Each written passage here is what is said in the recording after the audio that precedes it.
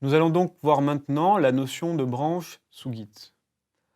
La notion de branche est une des raisons pour laquelle Git est extrêmement utilisé. C'est un outil extrêmement puissant et surtout extrêmement facile à mettre en place sous Git. Donc une branche, c'est quoi? C'est un pointeur sur un commit. C'est un pointeur sur un commit qui va évoluer au cours de nos modifications. Donc par exemple, dans cet historique, on voit que j'ai deux branches, une branche master et une branche dev. Par défaut, lorsqu'on crée un repository Git, donc lorsqu'on utilise la commande git init, on va avoir une branche master qui va être créée. C'est pour ça qu'elle apparaîtra souvent dans nos schémas au cours de ce TP. Donc, une branche, ça va nous permettre de diverger de la ligne principale de développement sans l'impacter. Donc, je vais pouvoir travailler dans un endroit qui m'est propre sans me dire si j'introduis des problèmes, je vais impacter la branche de développement.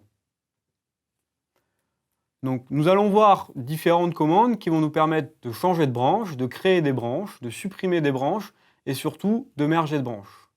Parce que le workflow d'utilisation classique, c'est je veux faire une nouvelle fonctionnalité, mais sans impacter la branche de développement principale, je crée une branche.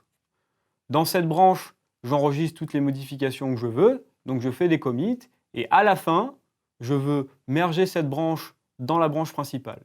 Et nous verrons que c'est à ce moment-là que peut se produire des conflits, et nous verrons comment résoudre ces conflits. Donc, dans un premier temps, lister les branches, et savoir sur quelle branche on est. La commande pour lister les branches est tout simplement la commande git branch. Elle peut prendre deux options, la commande "-r" ou la commande "-a". Donc, ce qu'il faut savoir, c'est qu'il y a des branches locales et des branches distantes. Dans ce cours, je vais parler uniquement des branches locales. On verra ensuite les branches distantes dans le prochain cours. Donc, les branches distantes s'obtiennent avec la commande git branch-r, R pour remote, veut dire distante. La commande git branch-a permet d'afficher l'ensemble des branches, donc ça soit à la fois les branches locales et les branches distantes. Si je veux savoir sur quelle branche je suis, je fais git branch et j'aurai une étoile devant la branche sur laquelle je suis.